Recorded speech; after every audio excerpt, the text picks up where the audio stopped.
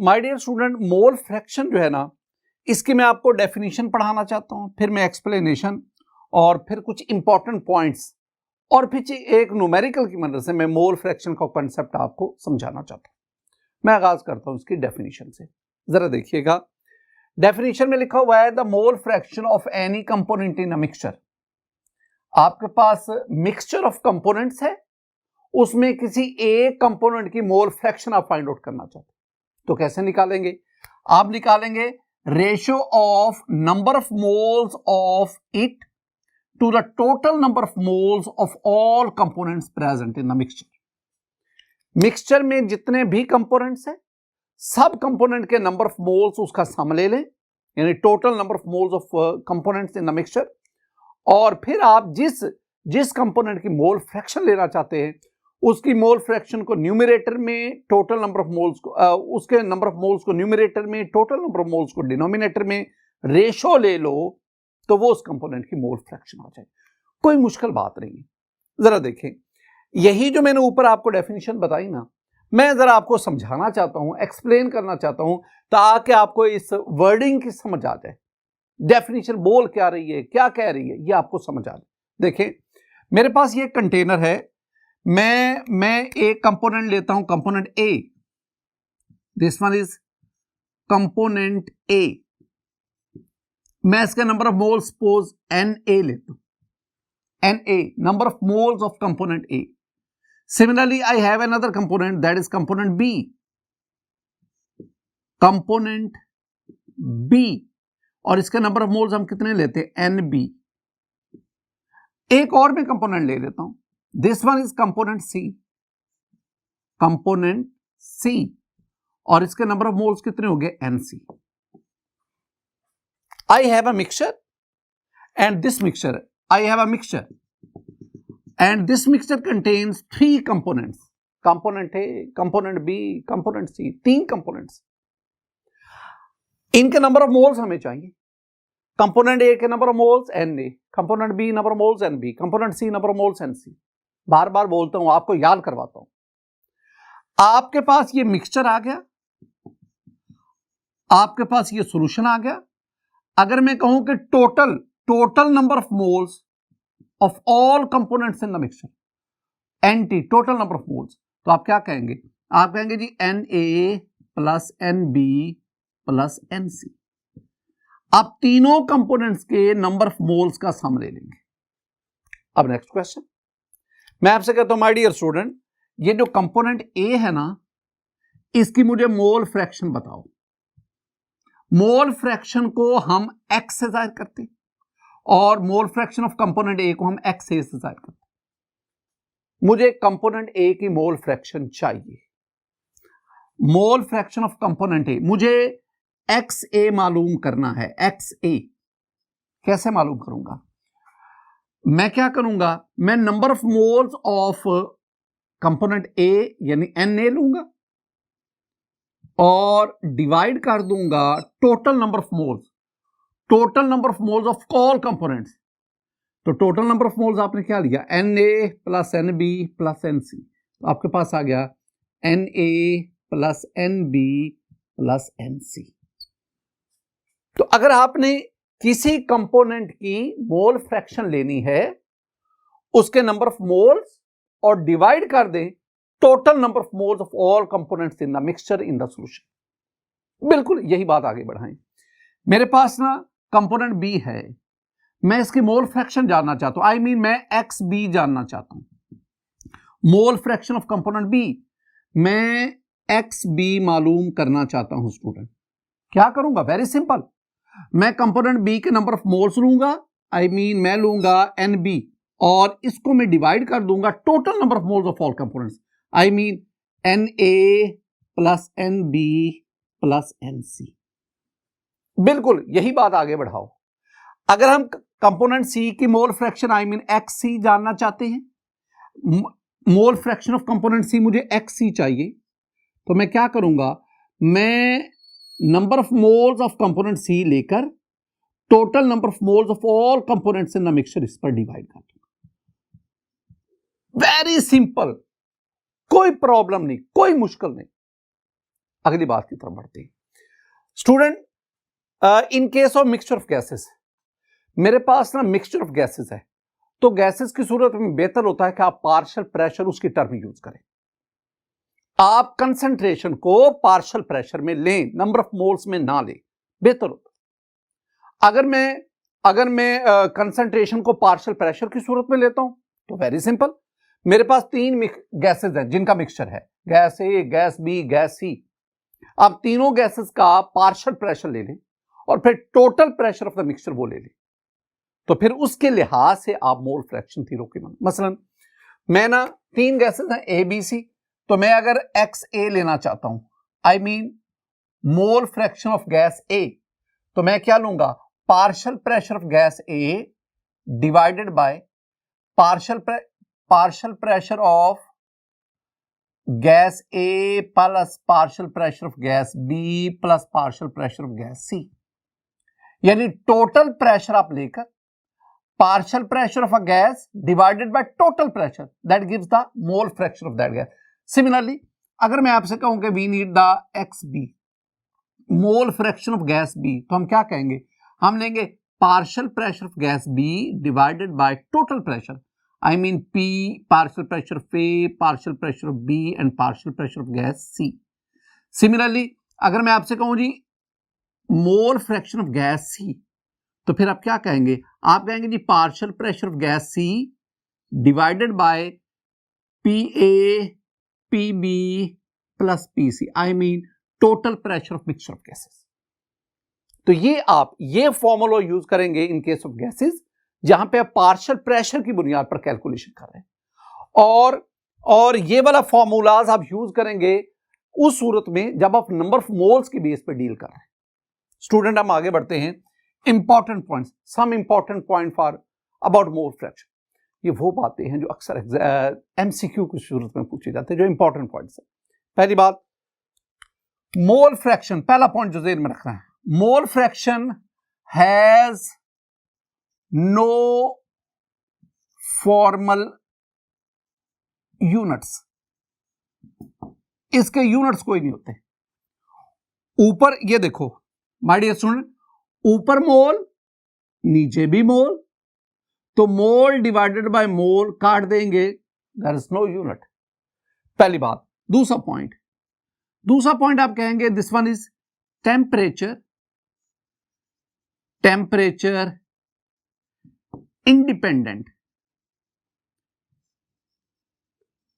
Independent concentration unit of solution. कैसे, ये देखें, ऊपर मोल नीचे भी मोल्स, मोल टेम्परेचर पे डिपेंड नहीं करता, तो मोल फ्रैक्शन भी टेम्परेचर पे डिपेंड नहीं करेगी। A change in temperature does not affect the mole fraction of the component. तीसरा पॉइंट एक शॉर्ट आंसर क्वेश्चन है, वेरी वेरी इंपॉर्टेंट। मैं सेंटेंस लिखता हूं, फिर मैं बाद में आपको समझाता हूं। सेंटेंस हमारे पास है, the sum of mole fractions of all components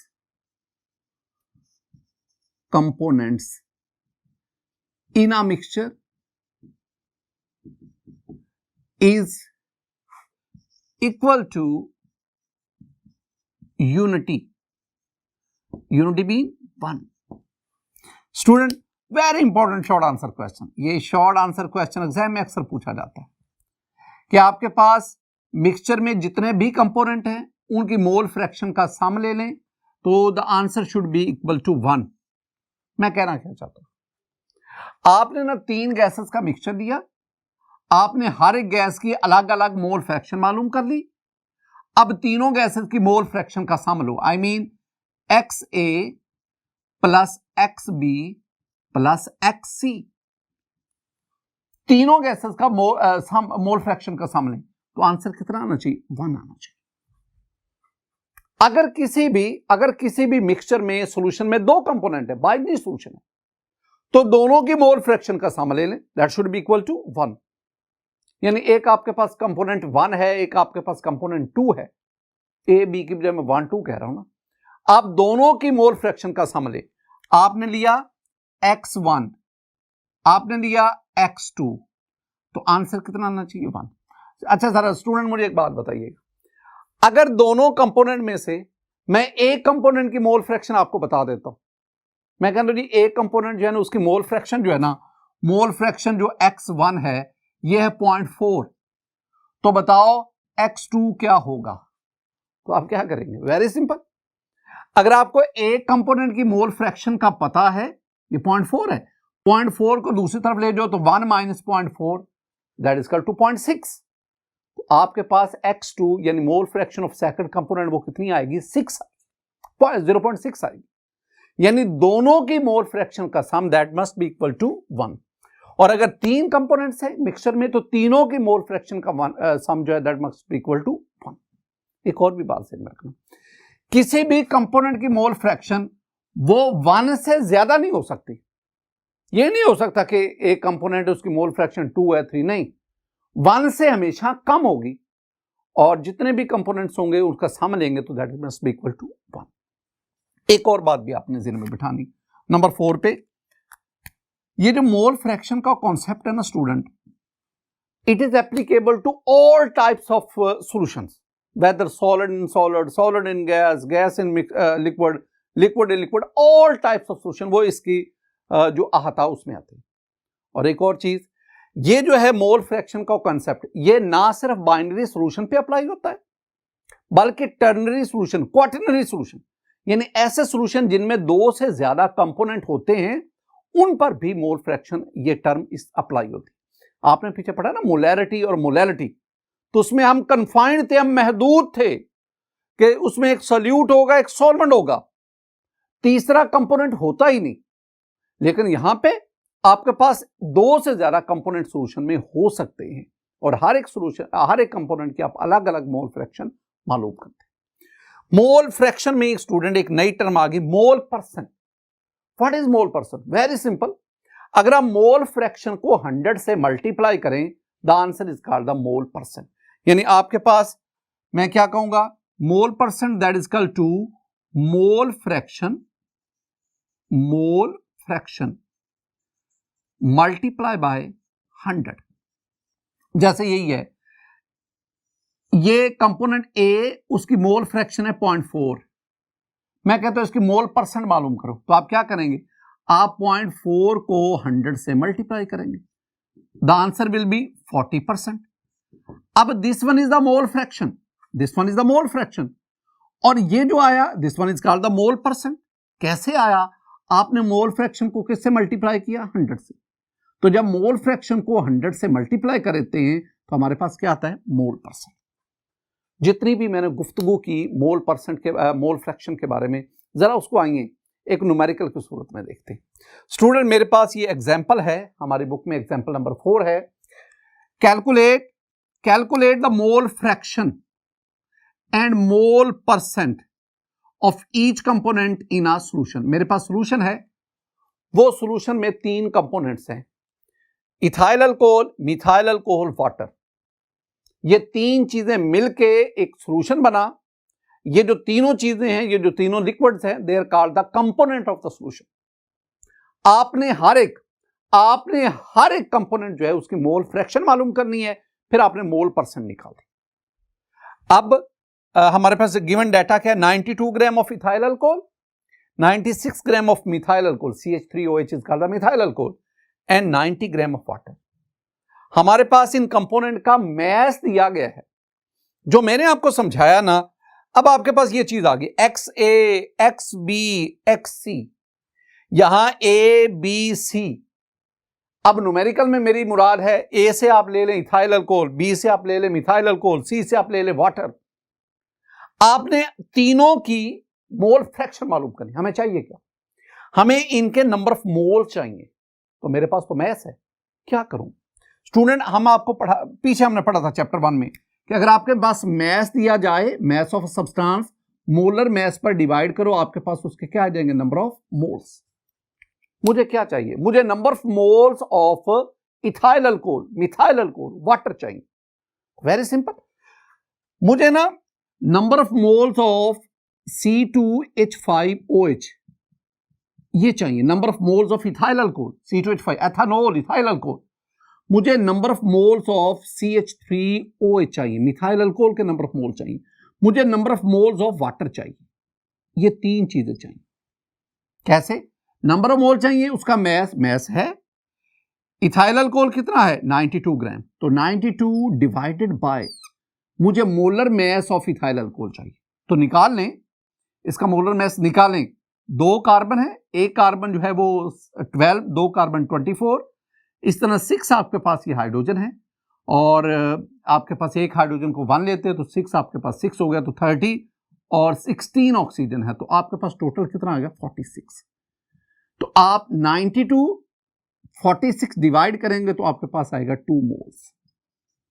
तो इसका मतलब है number of moles of ethyl alcohol 2 moles.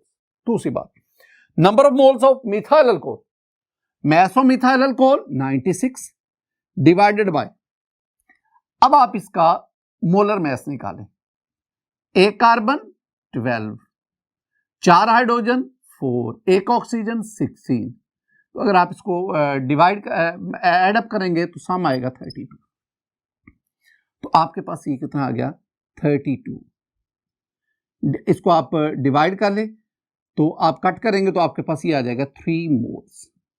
एक और चीज, number of moles of water, mass of water 90 gram divided by molar mass of water 18, divide करो तो answer आपके पास आएगा 5। तो जी पहला काम वो हो गया, हमने मैस ऑफ कंपोनेंट उससे उनके नंबर ऑफ मोल्स निकाले। अब मोल फ्रैक्शन की तरफ आए। मोल फ्रैक्शन ऑफ C2H5OH क्या चाहिए मुझे नंबर ऑफ मोल चाहिए ऑफ C2H5OH। मुझे NT चाहिए, I mean total number of moles of all. NT total number of moles of all components in the mixture. कैसे? एक आ गया जी 2 moles of ethyl alcohol, 2 moles of ethyl alcohol, 3 moles of methyl alcohol and 5 moles of water. Student इनको add करेंगे तो आपके पास NT कितना आएगा 10 moles. तो आपके पास इथाइल अल्कोहल की मोल फ्रैक्शन लेनी है, इथाइल अल्कोहल के 2 moles divided by total moles वो 10 है, तो 2 divided by 10, my dear student आपके पास आंसर आएगा 0.2, कोई यूनिट नहीं। तो the mole fraction of ethyl alcohol 0.2। अब आ जाए the mole fraction of methyl alcohol, number of moles of methyl alcohol CH3OH divided by total number of moles NT। तो मिथाइल अल्कोहल के number of moles 3, total number of moles 10, तो 3 divided by 10।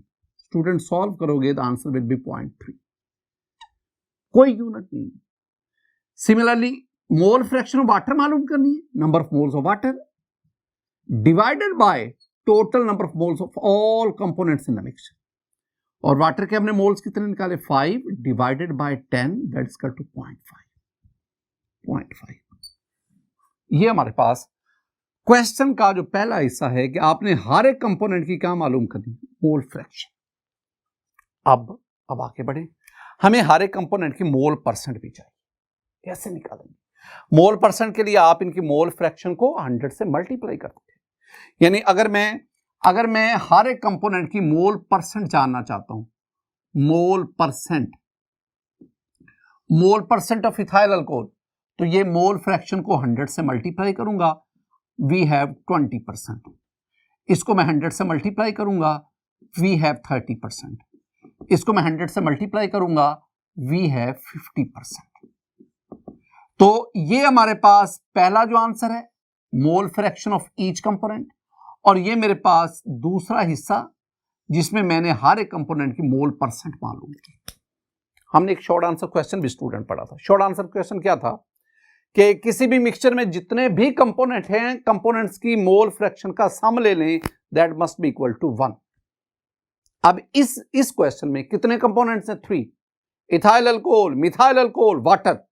आप तीनों की mole fraction का sum ले। देखिए मेरे पास आ गया मोल fraction of C2H5OH plus mole fraction of methyl alcohol CH3OH plus mole fraction of water. तीनों का सम ले लें। इथाइल अल्कोहल की mole fraction 0.2 plus methyl alcohol 0.3 plus water की मोल फ्रैक्शन 0.5, सम ले लेंगे तो आपके पास आंसर क्या है? 1 यूनिटी। ये एक शॉर्ट आंसर क्वेश्चन जिसको मैंने आंसर किया। स्टूडेंट, हम आगे बढ़ते हैं। हमारे सिलेबस में जो 5वां कंसंट्रेशन यूनिट ऑफ सोल्यूशन है दैट इज पार्ट्स पर मिलियन। हम इसे पीपीएम से जाहिर करते हैं, पीपीएम, पार्ट्स पर मिलियन। जरा मिलियन को तो देखिए, मिलियन मिलियन हम स्टूडेंट कहते हैं 10⁻⁶ को। मिलियन हम कहते हैं अगर 1 के साथ 6 जीरो लगा दो, 3 0 ये 3 0 ये लगा दो, इसे हम मिलियन कहते हैं। अगर आप इसको काउंट करेंगे तो आपके पास ये यूनिट 10, 100,000, 10,000, लाख, ये आपके पास 10 लाख बना। अब ये याद रखना है, 10 लाख को हम मिलियन कहते हैं। हम मिलियन को 10⁻⁶ से जाहिर करते हैं एक्सपोनेंशियल फॉर्म में। हम मिलियन के लिए 1 के साथ 6 जीरो लगाते हैं, ये मिलियन। आपके पास पार्ट्स पर मिलियन, पीपीएम। एक बात जो अक्सर जो शॉर्ट आंसर एमसीक्यू पूछा जाता है, this concentration unit is used for very low concentration of solution. बहुत बहुत इंपॉर्टेंट बात, this is used for very low, ये मैं इधर लिख रहा हूं, very low concentration of solution. ये एमसीक्यू पूछा जाता है, ये जो मैंने बात लिखी है एंटी टेस्ट वगैरह। अब है क्या पार्ट्स पर मिलियन, इसकी डेफिनेशन को देखिए। It is the number of parts by weight और वॉल्यूम ऑफ अ सोल्यूट पर मिलियन पार्ट्स बाय वेट और वॉल्यूम ऑफ सोल्यूशन। आपके पास सोल्यूशन के 10 लाख हिस्से हैं, सोल्यूशन के 10 लाख हिस्से हैं, उनमें से जितने हिस्से सोल्यूट के होंगे वो सोल्यूशन की पीपीएम कहलाता है। यानी अगर आपके पास 10 लाख में से एक हिस्सा सोल्यूट का है, बाकी 9,99,999 हिस्से सोल्यूशन के हैं, एक हिस्सा सोल्यूट के, तो फिर हम क्या कहेंगे? The concentration of that solution is 1 ppm। अगर 2 हिस्से सोल्यूट के हैं 2 ppm, अगर 100 हिस्से सोल्यूट के हैं 100 ppm। तो ये वो कहते हैं ना आटे में नमक के बराबर। तो आटे में नमक की मिकदार को जाहिर करनी है तो फिर मोलैरिटी, मोलैलिटी, मोल फ्रैक्शन वो यूनिट यूज नहीं करेंगे। आप किसको यूज करेंगे? आप पार्ट्स पर मिलियन को यूज करेंगे। Student, this concentration unit is used to estimate the impurities, concentration of impurity in water. Water का ये जो polluted water, it causes very a lot of water borne diseases. हम आजकल इसका शिकार है ना, हम कह रहे हैं कि वाटर के अंदर आर्सेनिक, उसकी कंसंट्रेशन बढ़ रही है, वाटर के अंदर ऑर्गेनिक कंपाउंड की कंसंट्रेशन बढ़ रही है, वाटर के अंदर फाउल गैसेस की कंसंट्रेशन बढ़ रही है, वाटर के अंदर हैवी मेटल्स की कंसंट्रेशन बढ़ती जा रही है, जिसकी वजह से वही वाटर जो हम पीते हैं वो मुख्तलिफ बीमारियों का शिकार करता है बंदे, and those are called water borne diseases. ये बहुत बड़ा मसला है। अब वाटर में इंप्योरिटीज की कंसंट्रेशन को जो मालूम करने का यूनिट है दैट इज पार्ट्स पर million. Similarly the concentration of pollution in air that also estimated with in ppm. Chlorinated water that is transported in our houses as a potable, वासा की तरफ से जो हमारे घरों में पानी जो सप्लाई किया जाता है तो उसमें क्लोरीन को मिलाया जाता है। अब क्लोरीन की उस वाटर में कितनी कंसंट्रेशन है उसके लिए भी हम ppm ये यूनिट यूज करते हैं। माय डियर स्टूडेंट, आप डिफरेंट किस्म के मिनरल्स वाटर ये यूज करते हैं, नेस्ले है, किनले है, एक्वाफिना है और बहुत बड़ी तादाद है। आप इनमें देखिएगा इंग्रेडिएंट के नीचे ना जो मिनरल पानी में ऐड किए जाते हैं उनकी कंसंट्रेशन लिखी होती है और वो भी बाज केस में वो पीपीएम में दी होती, पार्ट्स पर मिलियन में दी होती। फॉर्मूला देखें, पार्ट्स पर मिलियन में मेरे पास जो फॉर्मूला है उसमें वेरी सिंपल, ये मैं लिखता हूं, आप देखें, मैस, और मैस आपने लेना है ग्राम में, ऑफ सोल्यूट ओवर मैस, ये भी आपने ग्राम में लेना है, of solution multiply by 10 raised power 6 and 10 raised power 6 is called million. तो अच्छा, हमने ना चैप्टर के शुरू में वो जो परसेंटेज कंपोजिशन को पढ़ा था, तो हमने एक पढ़ा था परसेंटेज वेट बाय वेट। उसमें भी हमने क्या किया था, उसमें भी हमने mass in gram of solute और mass in gram of solution लेकिन मल्टीप्लाई बाय 100 किया था। लेकिन अगर आप मल्टीप्लाई बाय 100 की बजाय 100 करेंगे तो वो तो परसेंटेज आ जाएगी ना। लेकिन अगर आप मल्टीप्लाई बाय मिलियन करेंगे, 10 raised power 6 करेंगे, then you will have the ppm। यही जो रिलेशन मैंने आपके सामने लिखा है, अगर आप इसको वॉल्यूम की सूरत, ये तो मैंने वेट की बात की है ना, अगर आप वॉल्यूम के सेंस में लिखेंगे तो फिर आप मैस की बजाय वॉल्यूम और वॉल्यूम को ग्राम की बजाय किस में लेंगे, सेंटीमीटर क्यूब में। और नीचे भी सोल्यूशन का मैस जो है वो वॉल्यूम अगर आप बात कर रहे हैं तो फिर वहां पे वॉल्यूम आप किस में लेंगे, सेंटीमीटर क्यूब। मैस लेंगे सोल्यूट और सोल्यूशन का तो ग्राम में, और अगर आप वॉल्यूम लेंगे तो फिर आप वो सेंटीमीटर क्यूब में लेंगे और मल्टीप्लाई किससे करेंगे, 10 raised power 6। ये है, अगर ये दोनों चीजें गिवन है तो फिर आप पीपीएम मालूम कर सकते हैं। लेकिन बाज दफा आपको पीपीएम दिया जाता है, मैस ऑफ सोल्यूशन दिया जाता है, मैस ऑफ सोल्यूट पूछा जाता है, तो आप इस इक्वेशन को उसी तरह अरेंज करेंगे।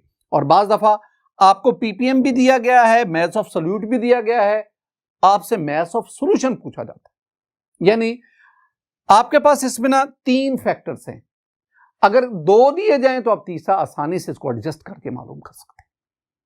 हमारी बुक में ना एक न्यूमेरिकल है, जरा उसको देखें।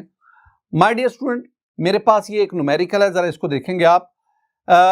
स्टेटमेंट देखें, sea water has 5.65 cross 10 raised power -3 gram of dissolved oxygen in 1 kg of water. Calculate the concentration of oxygen in sea water in ppm। अब अगर आप इसमें देखेंगे तो आपके पास जो चीजें दी गई हैं, आपके पास कंसंट्रेशन ऑफ ऑक्सीजन है, यानी मैस ऑफ ऑक्सीजन है आपके पास, और वो आपके पास 5.65 10 raised power -3 ग्राम है। और दूसरा आपके पास ना वाटर का है, that is the 1 kg of water, water का मैस आपको दिया गया है, तो उसमें ये ऑक्सीजन जो है, तो आप क्या करेंगे, आप यही फार्मूला जो हमने लिखा है इसका इस्तेमाल करेंगे। तो जब आप इसको डिवाइड करेंगे मल्टीप्लाई बाय 10 raised power 6 तो आपके पास आंसर आएगा 5.65 and this one is the ppm, the concentration of oxygen in ppm in water. ये आपके पास है। माय डियर स्टूडेंट, एक और चीज जो मैं आपके साथ शेयर करने जा रहा हूं, ये पार्ट्स पर मिलियन, पार्ट्स पर मिलियन ये होता कितना है, कितना हिस्सा पार्ट्स पर मिलियन, जरा ये समझते हैं इसको। ये जो मैं आपके साथ स्टूडेंट शेयर करने जा रहा हूं ना, ये ना सिर्फ यहां पे आपका कॉन्सेप्ट क्लियर करेगा, बल्कि आपके कुछ फंडामेंटल कॉन्सेप्ट उनको भी बेहतर करने में आपकी मदद करेगी। ये वाली जो डिस्कशन है, इसमें देखें, मेरे पास ये एक बॉक्स है, बहुत बड़ा बॉक्स। माय डियर स्टूडेंट, इस बॉक्स में ना अगर आप इसकी लेंथ देखेंगे 10 सेंटीमीटर, विड्थ देखेंगे 10 सेंटीमीटर, और इसकी हाइट भी देखेंगे तो वो 10 सेंटीमीटर। तो अगर मैं इनको मल्टीप्लाई करूं, यानी विड्थ, लेंथ, हाइट तीनों को मल्टीप्लाई करूं, 10 centimetre multiply by 10 centimetre multiply 10 centimetre, I have the volume of this cube and that is 1000 centimetre cube.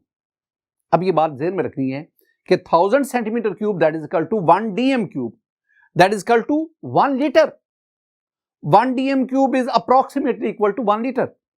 तो इसका मतलब है the total volume of this cube is this big cube, this one is 1000 centimetre cube और 1 dm cube. आप इसको अगर पानी से भर देंगे तो इसके अंदर पानी कितना आएगा, यस, इसके अंदर 1 kg वाटर आएगा, या दूसरे अल्फाज में 1000 ग्राम वाटर आएगा। अब आप एक काम करें, आप इसमें से ना एक ये छोटा सा क्यूब इसमें से सेपरेट कर लें। ये क्यूब आपके पास अलग हो गया। अब इस क्यूब का जो वॉल्यूम है वो 1 सेंटीमीटर क्यूब है, एक इसका 1 सेंटीमीटर, यानी ये टोटल कितने थे, टोटल 1000 सेंटीमीटर, 1000 सेंटीमीटर क्यूब थे। एक मैंने निकाल लिया, अब बाकी उधर 990 सेंटीमीटर क्यूब एक बार आ गया। अब इसको देखेंगे, इसकी लेंथ, इसकी हाइट, वो मल्टीप्लाई करेंगे तो ये 1 मिलीमीटर इसकी लेंथ है, 1 मिलीमीटर इसकी विड्थ है, 1 मिलीमीटर इसकी हाइट है। तो सॉरी 10 मिलीमीटर लेंथ विड्थ और हाइट 10 10, तो मल्टीप्लाई करेंगे ये 1000 मिलीमीटर, तो 1000 मिलीमीटर क्यूब हो गया। तो मैं क्या कहूंगा, मैं कहूंगा जी 1 centimetre cube that is equal to 1000 millimetre cube. इसको मैं पानी से भर देता हूं, इसमें पानी कितना आएगा 1 ग्राम, वेरी इंपॉर्टेंट 1 ग्राम। इसका मतलब क्या हुआ, इसका मतलब है कि पीछे आपके पास जो बड़ा क्यूब था उसमें वाटर कितना आया 1000 ग्राम, उसमें सेंटीमीटर क्यूब कितने थे 1000 सेंटीमीटर क्यूब, एक आपने निकाल लिया centimetre cube 1 centimetre cube, water उसमें कितना आ गया 1 ग्राम। एक हम टर्म यूज करते हैं डेंसिटी, यहां से आप वाटर की डेंसिटी निकाल सकते हैं। तो अगर आप दोनों के केसेस में देखेंगे तो बड़े क्यूब की सूरत में the density of water is 1 kilogram पर डीएम क्यूब, और इसकी सूरत में आप कह सकते हैं क्या बोला 1 ग्राम पर सेंटीमीटर क्यूब, यानी 1 gram water 1 centimetre cube volume occupy करता है। अब ये जो आपके पास 1 सेंटीमीटर क्यूब है ना, इसका ये छोटा सा हिस्सा निकाल दें, ये कितना है, ये 1 मिलीमीटर क्यूब है, क्योंकि ऐसे 1000 मिलीमीटर क्यूब मिलकर 1 सेंटीमीटर क्यूब बना था। अब इस मिलीमीटर क्यूब इसको पानी से भरे, इसमें जो वाटर आएगा वो कितना होगा, वो 1 मिलीग्राम होगा। कितना 1 मिलीग्राम। तीनों बातों को जरा लाना, जो बिग क्यूब था उसका volume 1 DM cube 1 litre, water उसमें 1000 ग्राम यानी 1 kg, उसका जो 1000th पार्ट है 1 सेंटीमीटर क्यूब, उसमें वाटर कितना आ गया 1 ग्राम, और उसका जो 1000th पार्ट है दैट इज 1 मिलीमीटर क्यूब, और उसमें वाटर कितना आ गया 1 मिलीग्राम। अब ये जो 1 मिलीमीटर क्यूब है, ये 1 सेंटीमीटर क्यूब का 1000, 1 सेंटीमीटर क्यूब 1 डीएम क्यूब का 1000, 1000 multiply by 1000 that is equal to 10⁻⁶ 1 million. क्या मतलब, मतलब ये हुआ कि 1 मिलीमीटर क्यूब ये 1 डीएम क्यूब का 10 लाखवां हिस्सा है। इसमें वाटर कितना था 1 मिलीग्राम, और उसमें वाटर कितना था 1 किलोग्राम।